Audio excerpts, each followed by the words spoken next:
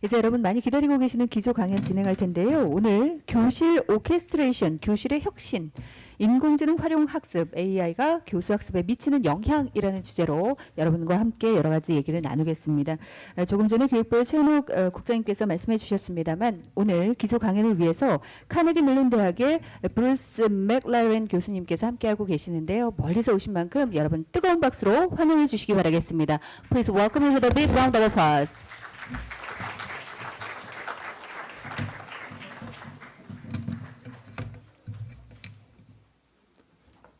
Clicker.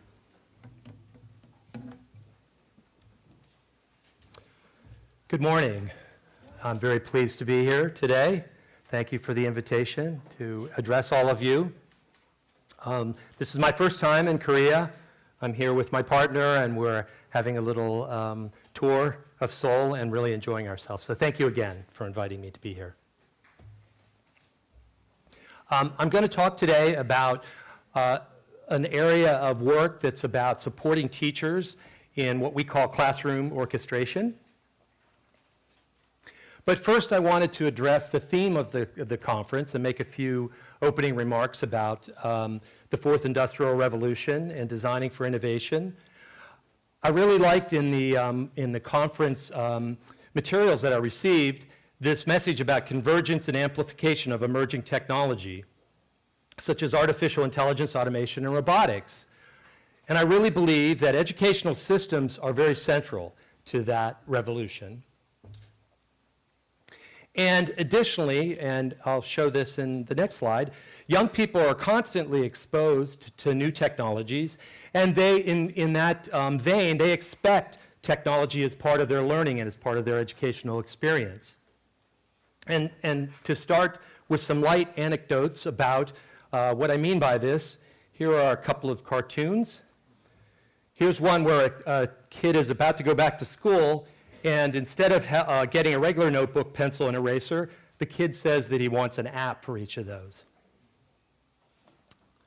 Here's another one where a child is talking to his teacher, welcome to kindergarten, and he says, it's going to take 13 years to install my education. What kind of outdated software is this? And finally, here's a kid who wants to have Google installed directly in his brain, and that's really what education is to this child. The point of these small anecdotes and these cartoons is that children are growing up with technology all around them. They're used to it, they live with it day to day, they expect it as part of their education. So how is emerging and advanced technology answering this fourth industrial revolution? Well, there's several areas I'd like to talk briefly about before I get into my main talk. The first one is collaborative learning technologies. Constructivist learning theories tell us that working in groups and working in collaboration is beneficial to learning, and there's technologies that have been developed to support that. One of those I'll talk a little bit about today, but there's a variety of technologies that are emerging. A colleague of mine at Carnegie Mellon, for instance, has developed what are called conversational agents, where two students are working together and they have software agents that support their collaboration. As an example, educational games are also a big part of what's happening, what's emerging. Games dealing with virtual reality, with augmented reality, all kinds of games are emerging to support education. And finally, intelligent tutoring systems. These are systems that track what students do as they're working through problems and provide feedback and provide the ability for students to ask for hints and for help as they're working through problems. And I'll talk a little bit more about that during my presentation today. And this talk is going to be focused primarily on how emerging and advanced technologies, in particular AI technologies, support teachers in orchestrating classrooms, tracking and guiding what students are doing to help their learning in a classroom. So a little bit about the learning sciences, and just a quick show of hands. How many people are aware of the learning sciences and know about the learning sciences? Okay, so a number of you. And essentially, looks like I've lost my, sorry. Okay, all right, we're back again. Okay, so the learning sciences is basically a multidisciplinary field that includes all of these other fields, that brings together these various fields. And the learning sciences is really key to helping us understand how automation, how new technologies can support learning in a variety of ways. So now I'd like to move to my main topic of today, and that is teacher orchestration. And first of all, why is this important? In traditional classrooms, the teacher's role is to be sort of the primary source of information, to provide lectures, and to basically feed information to students. And the learners are expected to passively receive it. But classrooms that are happening now and in the fourth industrial revolution, the teacher's role is going to change. It's going to shift more to being what's been called the guide on the side. And educational technology in that context is taking a more and more prominent role over time in supporting students in their learning. Schools and universities are reacting to this by actually redesigning the way classrooms are set up, creating more spaces for students to work in groups and different scenarios. And on top of that, there are vast amounts of data that are being collected and analyzed to help us understand what students are doing, how they're learning, how they're failing to learn, and helping us to guide them. So these are some of the reasons why teacher orchestration is emerging as a very important area. A little more about this. If you have a classroom where students are working with some sort of educational technology, be it educational games or intelligent tutoring systems, which I talked about earlier, these systems that students are learning help students to learn individually, but that's not really enough. These technologies cannot exist just in a vacuum. So what about teachers? What about the instructors that are helping these students? So I would say that it's important to have the ability for the teacher to sort of close the loop, to get information about what the students are doing, and to provide individualized help to students. And this is what we call orchestration. So in other words, the teacher is being able to see what the students are doing with the technology in the classroom and are being able to react to that and to provide individualized attention. And you'll see some examples of that today.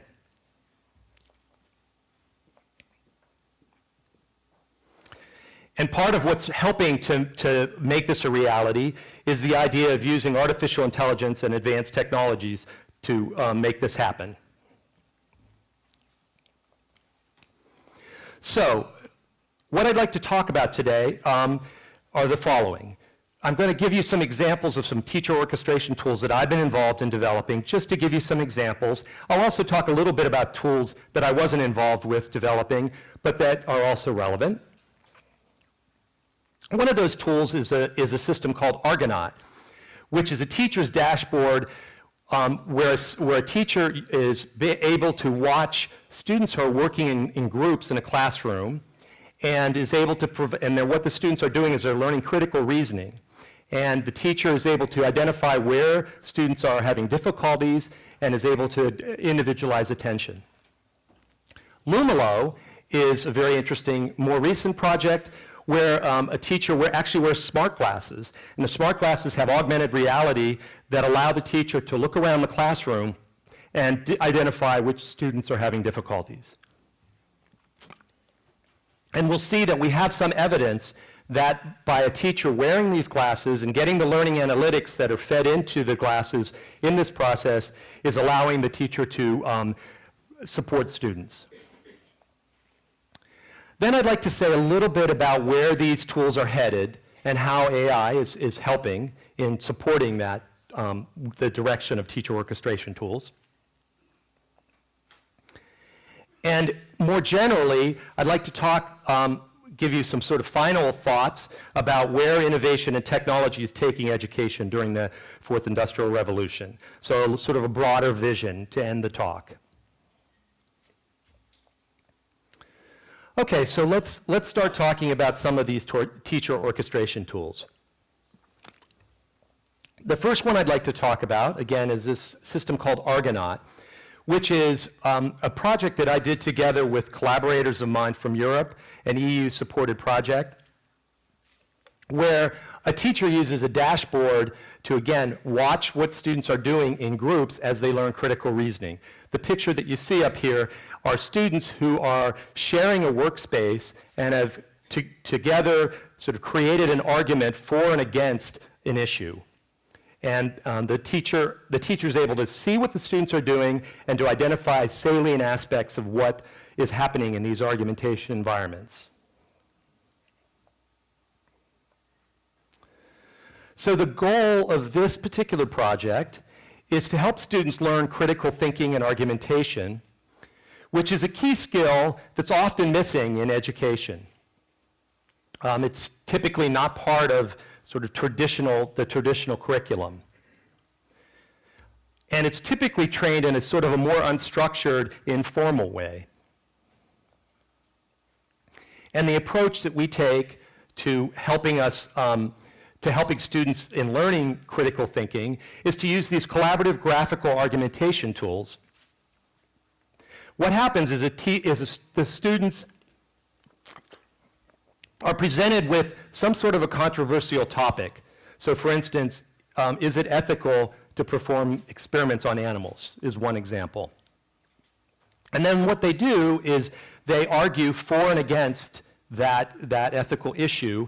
And what the teacher does is watch what they're doing and identify when they're making reasonable arguments and when they're not making reasonable arguments. And AI tools are used to help in that process. So here's the classroom scenario. You have groups of students who are working in these shared workspaces, having discussions. And the teacher has a dashboard that's able to watch what's happening in each of these different discussions and to summarize what's happening and to help the teacher provide feedback within the context of the discussions. And here is an example of what the tool looks like that the students are working with. And the green circle there, you won't be able to read this, but the green circle shows the question that's posed to students. And then what the students can do is select contributions from the top to respond to that question and to respond to one another. So they're essentially creating this graphical argument in this shared workspace. So each individual student sees this workspace, and the ones that are in the same group are sharing that workspace. So they're working together to create this argument. And the idea is that there are various kinds of structures that are within this argument space. So for instance, as I said, the top statement is the problem statement, and then there could be a reasoned claim made for or against that statement, and then a counter-argument. So these are very complex interaction patterns that are created through this process. And eventually what happens is you end up getting a really complex structure like this that would be really hard to identify exactly what's going on, even for the students themselves, let alone the teacher. And the idea is to provide the teacher with sort of summary information about what's happening in those workspaces so the teacher is able to target his or her attention to what's needed most within those groups. So we sort of looked at this in two ways. One is as what we call the shallow loop. And the shallow loop is where the fairly straightforward aspects of the argument space are identified. So which students are making contributions and which students are communicating with which other students, which is a pretty simple thing to calculate. But then we develop what we call the deep loop. And these are more complex indicators that use AI techniques to find things like a chain of opposition, which would be a set of contributions. The teacher's dashboard looks something like this.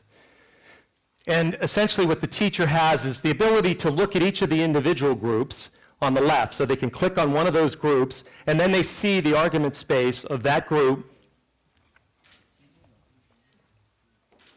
And in addition, they see what I was talking about earlier called the shallow loop, where they can see which students are interacting with which other students, which kinds of contributions are being made, and at which rate. The deep loop, on the other hand, allows the teacher to dive into the argument graphs in a more detailed way. So for instance, again, I realize that it's very hard to read what's on the slide, but what's in red is a chain of opposition. So here, the AI has been able to find this salient interaction between the students and identifies it for the teacher. So the teacher can call that out as a positive aspect of what the students are doing as they interact with one another. There's also, of course, negative interactions that the students can have, and the teacher can also see those. The red dots that you see are basically parts of the graph that the teacher can zoom in on. So whenever the teacher clicks on one of those red dots, they'll see something like what you see here, the highlighted nodes. So it's a way of the teacher being able to identify the certain parts of the overall argument structure that are interesting or relevant or good or bad, so that the teacher can help with the students and intervene in their interactions with one another. So just to go down a little bit into the detail of this, I won't get too much into the nitty-gritty, but the basic way that we designed this is that we first develop what were called shape-level detectors. And what those are is looking at individual contributions. So some examples of those would be whether or not students are staying on topic. So again, in the example that I gave, if the question is it ethical to perform experiments on animals, and the students enter something that has nothing to do with that, then the system would be able to identify that they're making contributions that have nothing to do with the relevant topic. A reason claim, on the other hand, would be some claim that is relevant to the topic. Then what we looked at is, we looked at paired shapes, which are, as it sounds, any pair of the elements within the graph are looked at. And here, for instance, if one student asks a question, you'd expect that there'd be an answer to the question. Or if there's a contribution, another student might make a counter-argument to that contribution, okay? So we developed detectors using machine learning techniques, and I'll say a little bit more about how the machine learning works, to identify those different types of paired shapes in a graph to help the teacher identify salient aspects of the interaction. Finally, if there's more than just two interactions, if there's three or more, we had a number of other types of detectors that we developed. So for instance, this chain of opposition that I made reference to before, that would be where one student makes a claim, another one makes a counterclaim, and then either the same first student or another student makes a counter to that, okay? So essentially, that's the most complex structure that you can imagine that occurs in these graphical structures. And what we did is we deployed these to what we call the detector web service that essentially allowed the system to be able to identify in real time as students were making contributions of these various types to identify and feed those back to the teacher on the dashboard. For those of you, I'm sure that most of you know a little bit, at least a little bit about machine learning. I wanted to talk about what the key aspects of these graphs that we focus on in this work. Essentially, what we focused on is combining three different aspects of the graphs. One is the structural aspect, and by structural, we mean sort of how the nodes are connected to one another in the graphical workspace. Temporal is the timing, so which contributions are made before which other ones. And then finally, textual features. So we do some textual analysis here, sort of somewhat superficial, but some natural language processing. And I say a little bit about what those features are. So for instance, a structural feature would be, when I say shape type, that's the type of contribution, whether it's a claim or a question or a counterargument. A link type is whether it's pro or con, how objects are connected in this workspace. And then the temporal features, again, are the timing of when contributions are made. Textual features are language elements. And we looked at things such as unigrams, which is keywords, term bigrams, and part-of-speech bigrams. And we used some machine learning tools that are well-known, RapidMiner. And essentially, the contribution of this work is to combine these different types of features together to be able to provide this analysis that in turn feeds back to the teacher. So that's essentially, in a nutshell, what the contribution of this work is and sort of the way this will move into the future. So just as a quick summary of the results that we got from this project, the way this worked is we had experts who, pedagogical experts, who did the manual coding of existing argument graphs, and we used that as what we developed the machine learned detectors from. We did an offline evaluation where we ran all of the data that we collected, and we worked with 15 schools across the Netherlands, UK, and Israel. We compared how our system did to the labeling that the experts did.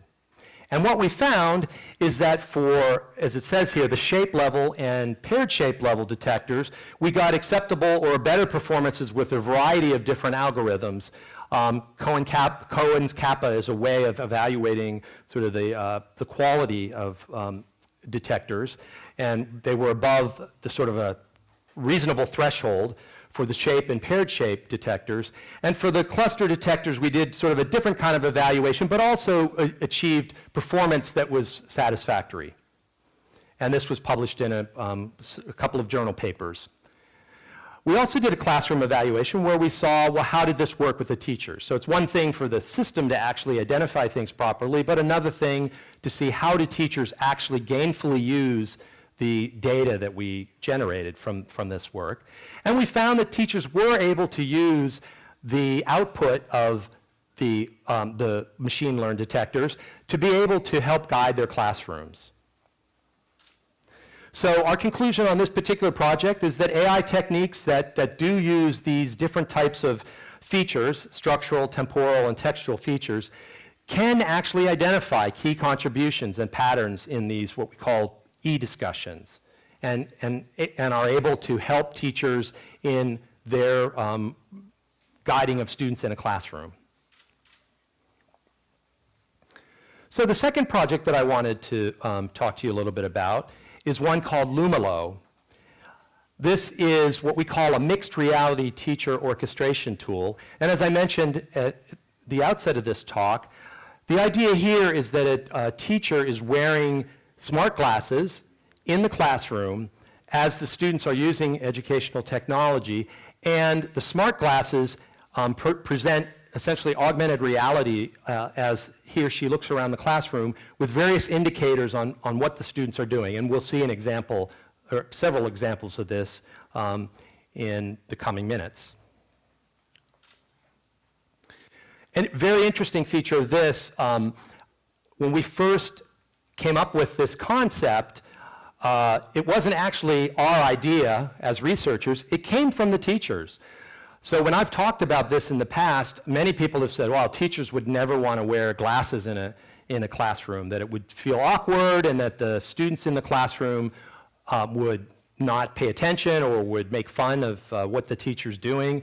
But we actually got this idea from the teachers, and you'll see in the results that we found that students very quickly adapt to the teacher wearing these glasses, and it's not really an issue. It's not really a problem. I mentioned earlier on intelligent tutoring systems. That was what the technology is that the students used in these classrooms where we use this technology. Essentially what these are, for those of you who don't know about intelligent tutoring systems, is they are software systems that support students in doing, in learning a domain, typically a problem-solving domain, but not necessarily. There have been tutoring systems that have been developed, for instance, for language learning. But in this case, it was problem solving. The students work at their own pace. The system basically works like a real tutor would work with the students, allowing the students to work at their own pace, providing feedback as necessary. The systems provide detailed feedback step by step as the students are working through problems, and they adapt. So if a student's struggling with a particular skill, the system will maybe train them more on that particular skill, give them problems that train that particular skill. The advantage of an intelligent tutoring system is it frees up the teacher to spend more one-on-one time with working with students. So there's a lot of training and work that students do in their education where they wouldn't necessarily need the teacher to be by their side all the time, that it would be very helpful to have a tutor that would provide that kind of support. And there's been a number of meta-analyses that have shown the value of intelligent tutoring systems, and I cite just a couple of them here at the bottom of this slide. We used an equation-solving tutor called Lynette that's used by middle school students as they're learning about early stages of algebra, which was developed by my colleague Vincent Eleven at Carnegie Mellon.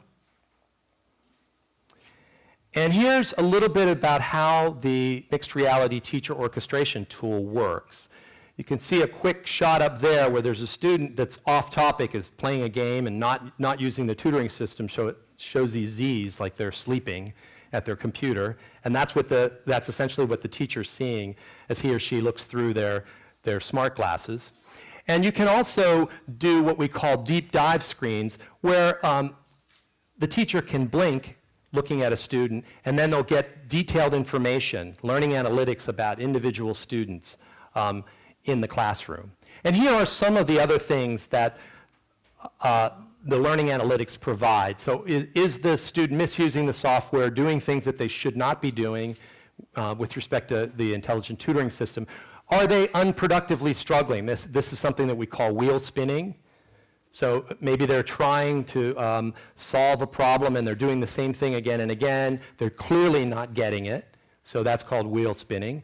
And other types of typical classroom issues and problems that students have. And these are all provided in what the teacher sees in these classes. Lumilo uses what's called learning analytics and AI techniques to do the work that it does and to provide the teacher with feedback. And I'll talk a little bit just briefly about what some of those learning analytics are. One is Bayesian knowledge tracing, which is using statistical techniques to predict whether or not a student has mastered a skill or not. And again, that's the way that the tutoring system identifies whether or not a student might need help on a particular skill, and hence providing more problems of a particular type that would train that skill. Analysis and roll-up of errors, it's very important to know what types of errors students are making, because that uncovers the types of misconceptions that they might have in the area that they're working. And machine learned detectors for a variety of purposes. And here are some of the detectors that we've developed over time. And a colleague of mine, Ryan Baker, has more or less created the field of educational data mining from which a lot of these machine learned detectors come from. And here are some examples of detectors that we create using machine learning detectors. And for instance, gaming the system is where a student is trying to get an answer, but they're not really trying to understand, they're not really trying to process the information that's provided to them. So we have this idea in intelligent tutoring systems where a student will ask for a hint, which will be sort of a high-level hint, and then if they keep asking for hints, eventually they get the answer. Gaming the system means where they just rapidly go through just to get the answer, and they're clearly not processing, and it's usually based on the time they spent. Clearly, if they spent a half a second on a hint, they're not really trying to read and process that hint. So that's one type of detector. Wheel spinning, which I mentioned earlier, is another kind of detector. And we also look at, for instance, detectors of affect. So we look for things like, do students appear to be confused? Do they appear to be frustrated? And we've developed detectors that have had a high level of validity in, for each of those types of affect. So what I'd like to do now is run a short video to tell you a little bit more about how Lumilo works.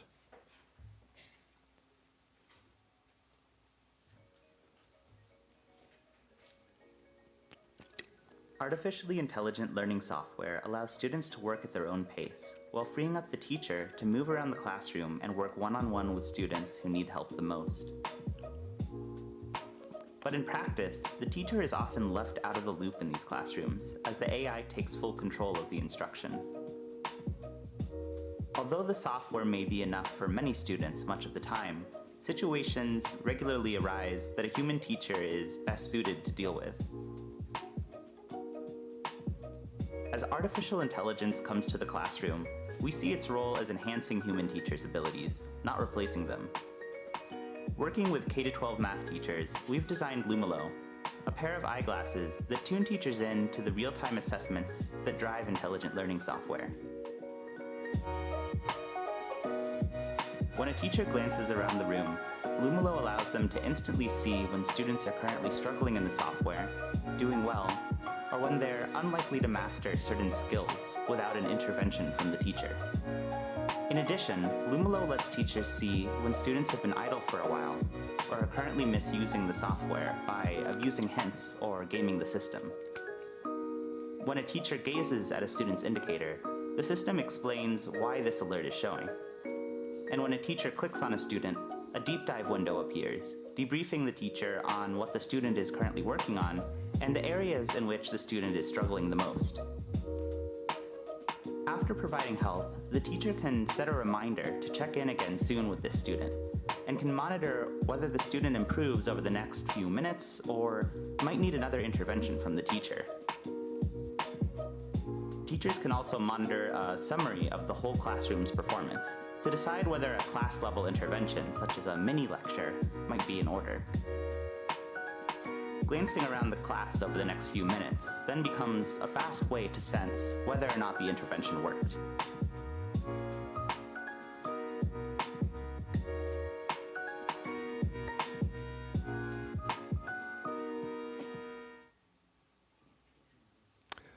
Okay, so that's how Lumilo works. And a little bit about what we've learned about the success of Lumilo. We ran an experiment where we had research questions that you see here, is we wanted to know how the system would work, and we wanted to know what impact it would have on the teacher, the processes that they would have as they were working with students in a classroom, the students, and then ultimately, and probably most importantly, whether students actually learn. Okay, so to do this, we ran an experiment with 3 conditions. The first one is where the classroom is working with intelligent tutoring systems, but the teacher has no glasses. So the teacher is able to help students, but doesn't have that insight, doesn't have the learning analytics. A second condition where the teacher has glasses, but they only have the ability to see what the student is doing at an instant in time, but they get no analytics.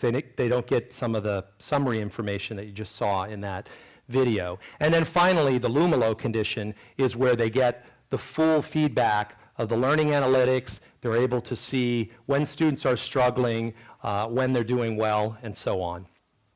We ran a study with almost 350 middle school students over a number of classrooms, 18 classrooms and 8 teachers.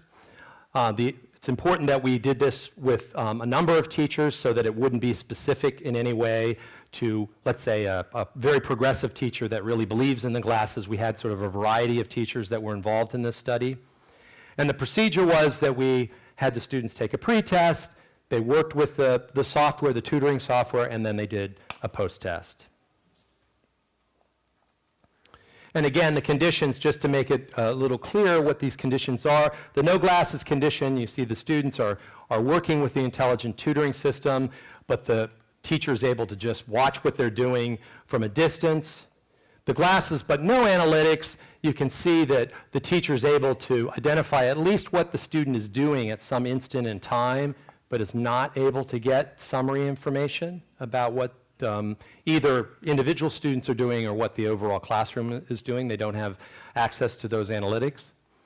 And then finally, glasses plus analytics is the full Lumalo condition. And as you can see up in the front of the board there, you can see basically an overall summary of what the class is doing, as well as a question mark for a student who's struggling there on the left side of the screen, and some other indicators as well.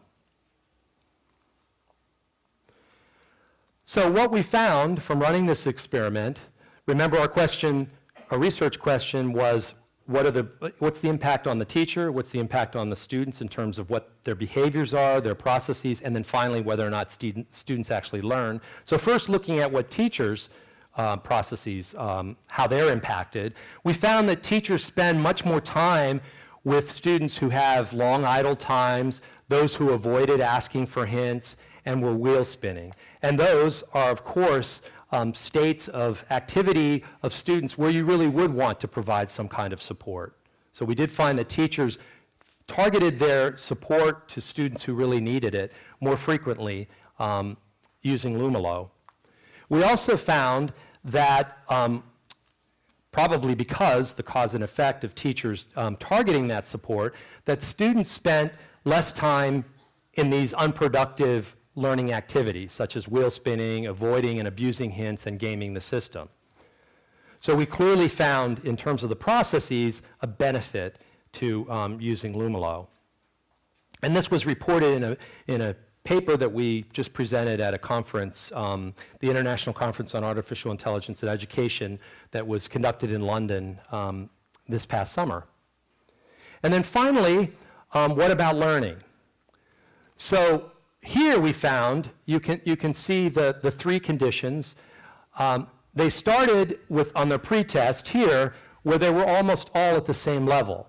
In all three conditions, the students learned, which could be explained by the fact that we're using intelligent tutoring systems, which have been known and have been shown in a variety of experiments to lead to learning.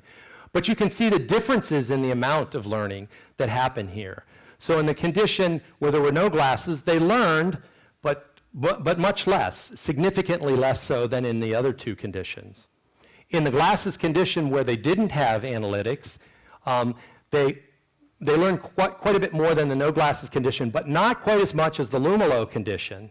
Okay, and what's important about this is that the reason we have that middle condition where the teacher just wore the glasses is you could imagine that there would be a novelty effect where the students might do better just because the teacher has the glasses on and they maybe are worried that the teacher's paying more attention to them. So it might be more of a motivation to actually perform better. But our results show that that was not the case, that really what made the difference is the fact that the teacher got the analytics and acted on the analytics and was able to target his or her help to the students who really needed it. So what does this project mean to classrooms and to classroom orchestration, classrooms that use educational technology? So basically what we're finding is that glasses and other forms of wearable technology, for instance watches, might perform a similar kind of feat for us. Are there a viable way of supporting teachers in helping students to learn? We also learned that it made a lot of sense. I mentioned to you earlier that the idea of actually using the glasses came from the teachers and not from us. So listening to teachers and listening to what they believe would be helpful in a classroom, educational technology classroom, was beneficial. We were able to come up with a model that was successful based on a design process where we paid close attention to what teachers wanted. But there's still room to learn more. I can say that this is the first result, as far as we know, in the literature where a teacher using some sort of a dashboard, in our case these glasses, but even if it was a handheld or whatever, where there was actually evidence that students learned more because the teacher had that dashboard. There's lots of projects that have had teacher dashboards, but they haven't actually shown that students learn more based on the teacher having that dashboard, whereas our study was able to show that. What we're doing is we just recently won a grant from the U.S. Department of Education where we're doing a follow-on project to the project that I've described here together with my partner Vincent Levin and Ken Holstein, who's the PhD student who's done wonderful work on this project. And essentially what we're doing is we're working with a commercial organization called Carnegie Learning in the United States. They have intelligent tutoring systems that they've sold to many schools around North America primarily. I think they're pretty much just in North America. But what we're going to try to do is scale up this process. So instead of the relatively small experiment we did with, again, about 350 students, we're going to try to scale this to a much larger level. And we're also going to experiment with using other technologies. So for instance, I mentioned the smart watches. So not just using smart glasses, but smart watches and maybe other technologies as well. So this is what we've learned from this particular project. We're not the only ones who have developed classroom orchestration tools, so I just wanted to briefly talk about some of the other projects that we're aware of that have developed classroom orchestration tools. There's a project called Lantern in Pierre Dillenberg's lab. He's a researcher in Switzerland.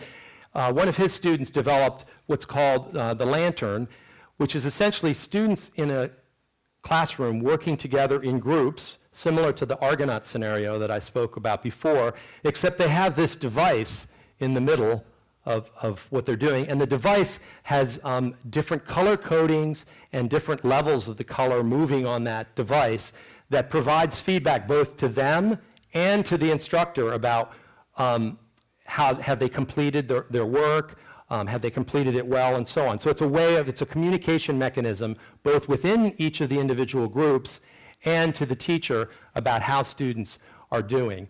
What's really interesting about this project and the way they describe it is they describe it as the classroom is the dashboard. And that's because in our case with the glasses, I didn't mention this, but one of the reasons the teachers wanted to use glasses versus, let's say, having a tablet is that the glasses are private. Nobody, the students wouldn't be able to see what the teacher is seeing. Okay? Here, it's just the opposite of that. Everybody in the classroom can see the progress of each individual group. The teacher can see it. So this is just the opposite of having that privacy. Which is a better approach? I don't know. But it's interesting that in this case, the whole classroom and what's going on in the classroom provides the dashboard.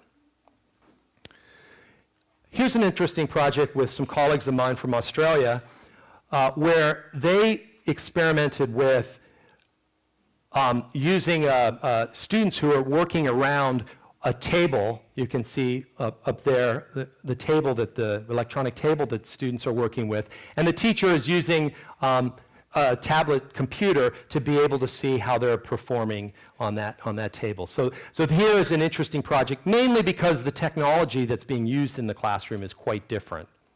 Okay, and a project that's maybe a little bit more like ours from Manolis Mavrikis, who's a researcher in England.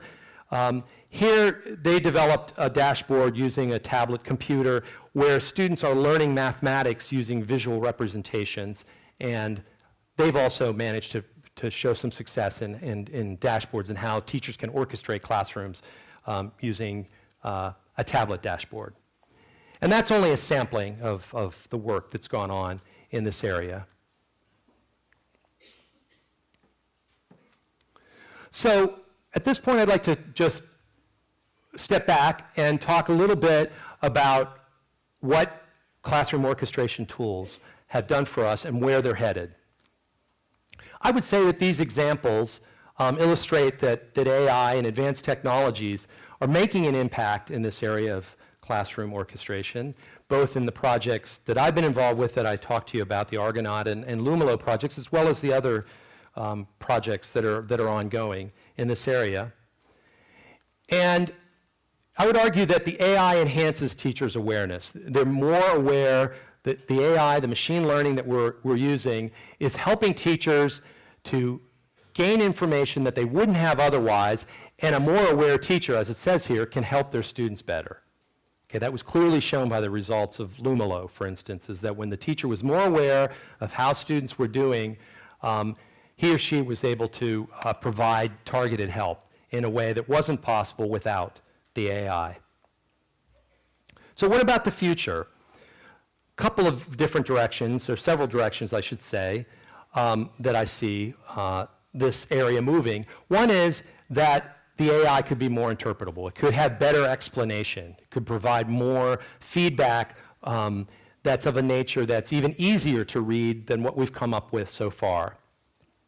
Another direction is, instead of just providing awareness, so in our context, what we did is we provide feedback and then leave it to the teacher to make decisions about what they're going to do with that feedback.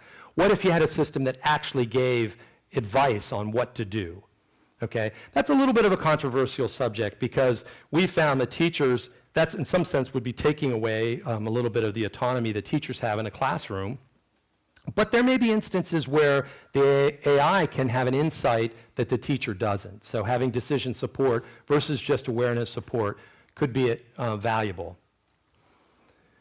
And maybe AI can even help a teacher improve their teaching. Maybe learning about what students are doing and providing this, let's say, decision support, maybe there's insights there that teachers could reflect on to actually help their teaching.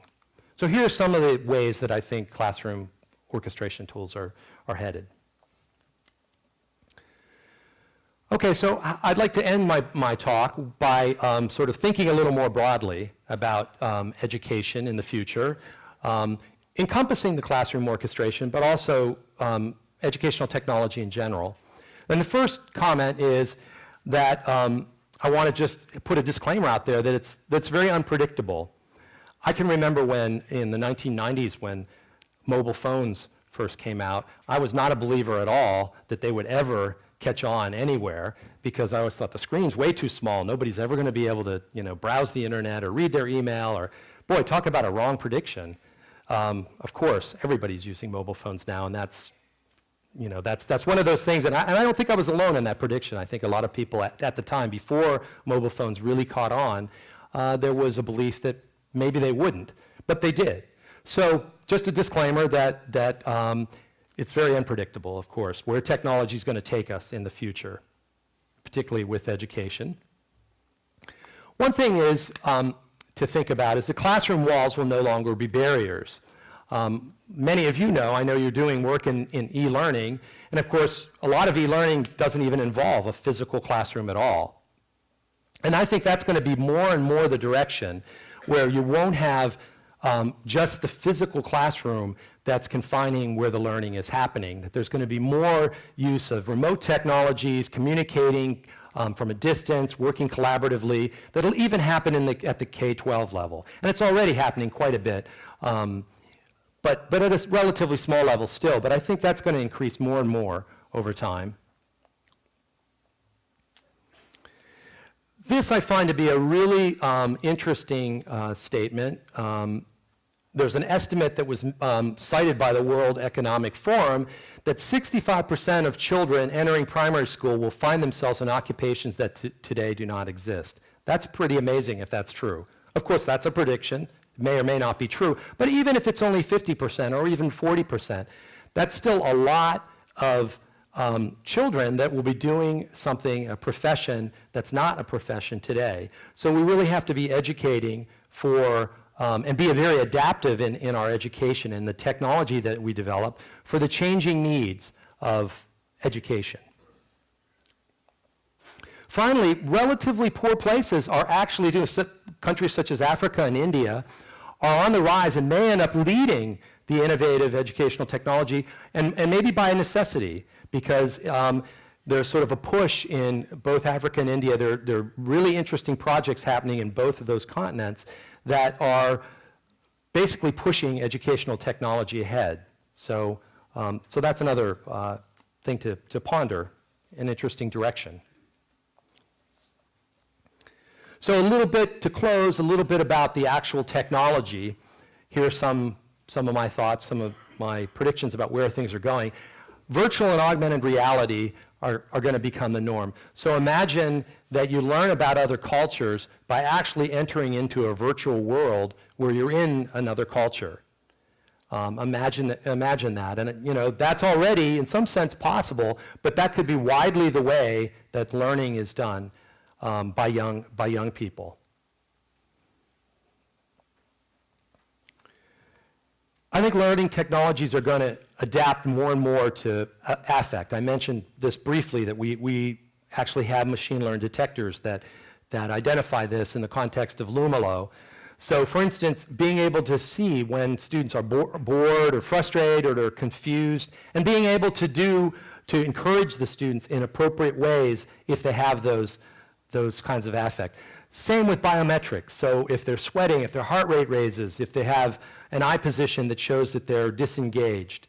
I think these are all going to be technologies in the classroom that are going to be used to help guide young learners in keeping on track and to learn.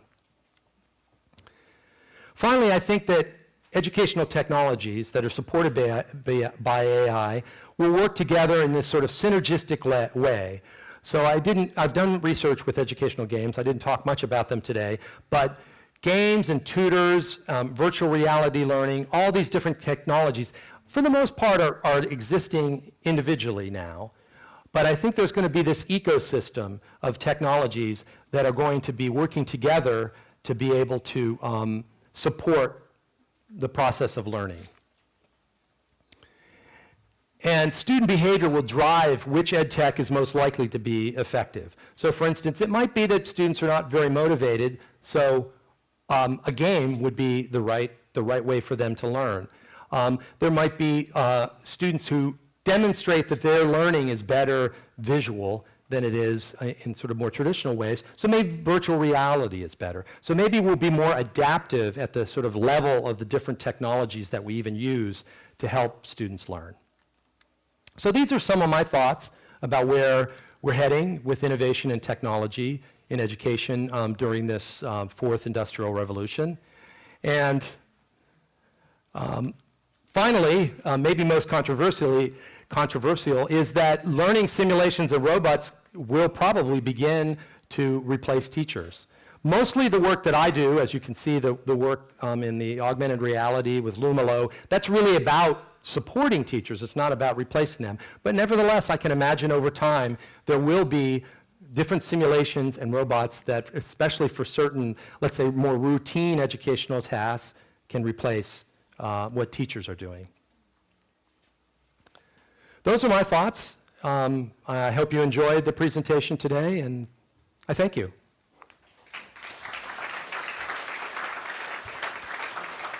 Thank you very much for your captivating speech. And also we have 15 minutes left, so we'd like to select the questions. So would you please just use your receivers? Would you please use your receivers for the simultaneous interpretation? Receivers? Yeah, maybe our staff will help you. 오늘 그 여러 가지 질문들이 많이 나와 있는데요. 저희가 한 15분 정도 남아 있으니까 질문에 대한 답변을 또 연사께서 함께 해주시겠습니다. 정말 이 러닝의 방향이라든가 그리고 앞으로 어떻게 변할 것인가에 대한 이야기들을 정말 많이 해주셨는데요. 함께 보겠습니다. We have the question from the floor. So I'd like to introduce to you. Where will these advanced technologies lead us in the future? One of our participants just asked you, where will these advanced technologies lead us in the future? Well, some of the things that I said in the last slide, I think, are where the advanced technologies are going to lead us. Especially the adaptive part, I believe, is likely to happen, that there's going to be adaptation at the level of deciding whether games, whether it's tutoring systems, whether it's virtual reality, making that decision about what's the most appropriate way for an individual to learn, I think is a big area.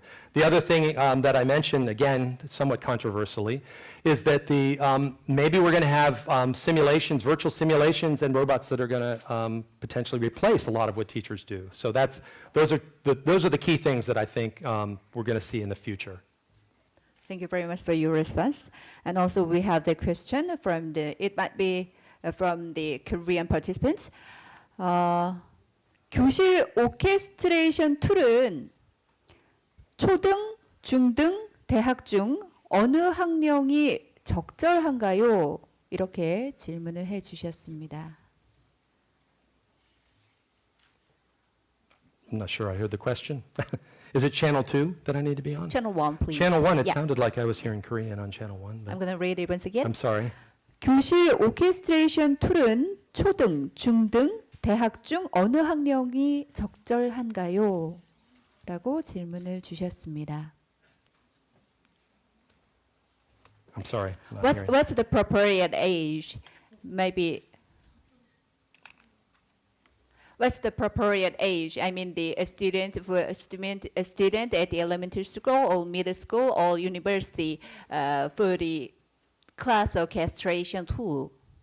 What's the appropriate age? What's the appropriate Yeah. age? Well, the work that we've primarily done has been at the maybe 10 to 12 years old is when they're first encountering this kind of technology, primarily because the technology that children would use at an earlier grade or an earlier age is less prominent, although I would imagine moving into the future, there'll be much more technology, even used by students in first and second grade, as per the cartoons that I had at the beginning of my talk. Really what orchestration is about reacting to technology that's being used in the classroom and the teacher being able to get feedback and to be able to react to that. So the appropriate age is really as soon as children are using technology in the classroom that can feed to the teacher. So that, at this point, I think it's more 10 to 12, but I think eventually it'll even be as soon as kids start in school. Thank you very much. One more question here from the Korean, so usual response, please. 현재 교사, 학생 간 상호작용이 중요하다고 할 수 있습니다. 루밀로의 사용이 교사와 학생의 친밀감, 학생의 만족도 측면에서 효과는 어떠한가요? 라는 질문을 주셨습니다. Okay, so I did hear it this time. Thank you. Okay, so the question is, how would technology like this impact the intimacy or the interaction between a teacher and students? I guess that the point here is that the system is intended to help the teacher, at least in our case, to identify who are the best students and who are the most needy students in a classroom. So I would contend that it would actually improve that interaction because the teacher would have even a more fine-grained insight as to which students really need his or her help. So I don't think that it creates a barrier. I sort of sense that question comes from the idea that, oh, technology might create a barrier between the teacher and the student. But I don't think that's the case. I actually think that it's going to help to create a closer connection between a teacher and the students who really need the teacher's help. Thank you very much. And next question is that written by English. you can see the question on the screen as well. These new technologies seems to collect lots of personal information. How would you address these ethical issues potentially rising? The issue of privacy, Yeah. Essentially. It's a good question. We, I think, are getting more and more used to giving up our privacy in all aspects of life. I think in education it's been a little slower to do that, especially because children are involved and people, I think, are more concerned about the giving up the privacy of children, and including myself. I think there are issues around that. But I do believe that we've gotten more and more used to this sort of openness about the information about ourselves, and in a way that's going to be more the direction of the future than protecting privacy. It is worth pointing out that most of the information that we collect, for instance, in Lumilo, is really about the student performance. It's not about personal details outside of their academic performance. So I think if you keep the data that's collected in that context, that it's for academic performance and it's to support the students, then I think it's a reasonable direction that we're moving. Thank you very much. And also we have lots of questions here from the floor. And this is a question from Korean, so please use yours. I'm not the expert from this industry, so that's why. ITS에 대한 긍정적인 효과를 소개해 주셨는데 현재 ITS는 멀티미디어 학습 이론에 따른 학습자의 듀얼 채널에 방해가 될 수 있다는 결과가 나온 적이 있습니다. 또한 루밀로는 다른 짓을 찾을 수는 있지만 달성도가 낮은 학생들은 발견하기 어려울 것 같은데 ITS 및 인공지능의 미래에 대해서 조언해 주시면 감사드리겠습니다. 이렇게 질문을 해 주셨습니다. Okay. If I understand the question correctly, I think there was some concern or question about the progress or where ITSs are headed in terms of being able to track how students are doing. ITSs have actually been around for quite some time, and as I cited in my talk, there have been a number of meta reviews of different types of ITS studies that have shown the benefits that go beyond what a teacher can provide in a classroom.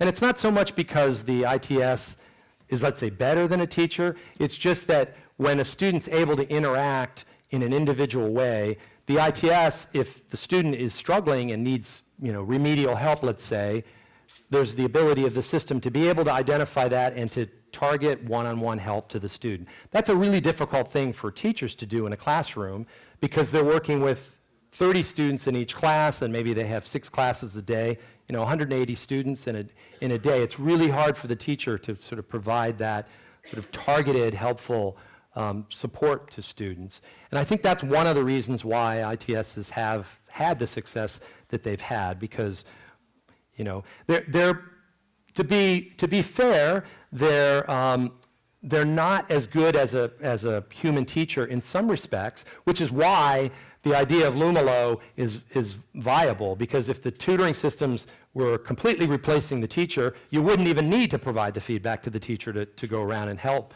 students. So there are times when a teacher can have a better insight than the system could have, and that's why we've created Lumilo, is for that very purpose, is to be able to provide that additional support that the tutoring system is not able to provide. Okay, thank you very much for your kind response. And I think some of our participants concerned about the negative effects about the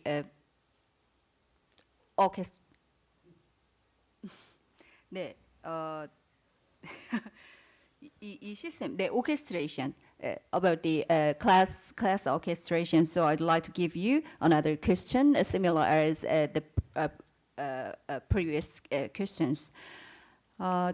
장비나 기술의 사용이 학생과 교사의 상호작용에 방해가 될 수 있을 것 같습니다. 학생이 금방 익숙해진다고 하셨지만 루밀로의 사용으로 인해서 부작용이 생긴 경우도 있을 것 같습니다. 그런 경우가 있다면 소개를 해주세요. 라는 질문을 주셨습니다. Side effects of using Lumilo. I'm not quite sure I understand. Maybe whoever has that question could say more specifically what side effects that they're they're interested in? Because I'm not sure what specifically is being asked.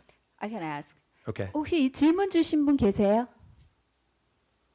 이 질문 지금 방금 주신 분. Nobody wrote down this, guess maybe. It's a magic question. That's AI. AI created this question for us. Yes. Would you please just answer about it? Well, I did not ask the question, but I think I can supplement. Okay. Okay? So I think the questioner might have thought about the side effect, maybe like it's being consciously monitored by someone. That sense of,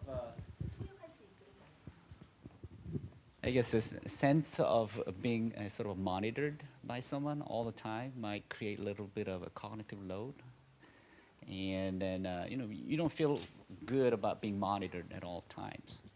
So in an ideal classroom environment, you like to express your opinions, you like to participate fully with full autonomy and so forth. But if the machine is checking the numbers and your behaviors and your utterances and everything, and just being constantly monitored might feel, make you feel a little uncomfortable. Yeah, it's possible that that will happen, and maybe we'll get more insight into that in the follow-on project that I talked about, where we're going to go to scale. But at least, as I said in the results that I showed, at least in the sampling of 350 students, we saw that the students actually did better, even in the case where the teacher was just wearing the glasses and didn't have the learning analytics. So it can cut both ways. On one hand, it could be that they feel that's an intrusion to their privacy. On another token, the students who are not paying attention may pay more attention if they think that the teacher is able to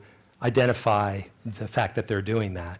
But I sympathize with the idea that that could have a negative effect.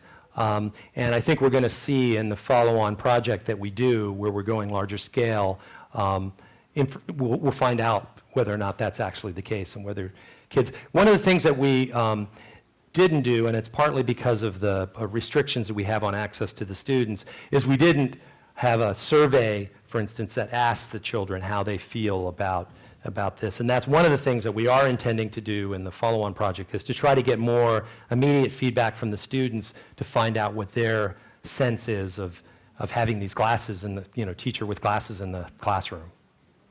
But that's a very good question, and it's certainly a concern. I mean, it's a concern we have, I think, in general about the use of technology and how it's kind of taking away privacy in lots of different ways in today's world. Yes. Thank you.